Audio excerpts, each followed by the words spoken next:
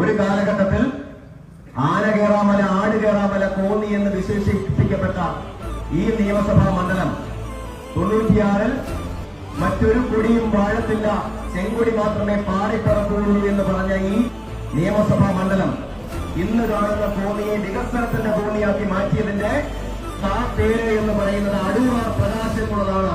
അത് 96 മുതൽ കഴിഞ്ഞ നിയമസഭാ തെരഞ്ഞെടുപ്പ് വരെ ഈ കോന്നിയെ ഇന്ന് കാണുന്ന കോന്നിയാക്കിയ, മെഡിക്കൽ കോളേജിന്റെ കോന്നിയാക്കിയ, നല്ല റോഡുകളുടെയും നല്ല തോടുകളുടെയും നല്ല പാലങ്ങളുടെയും നല്ല വ്യവസായ സമ്പ്രദായങ്ങളുടെയും കോന്നിയാക്കിയ, ജനാധിപത്യ വിശ്വാസികൾക്ക് എന്നും മുന്നേറ്റത്തോടുകൂടി നല്ല വിദ്യാലയങ്ങളും സ്കൂളുകളും കോളേജുകളുമുള്ള കോന്നിയാക്കിയ ആ കോന്നിയുടെ ജനനായകന്റെ പേര് അടൂർ പ്രകാശ് എന്നാണ്.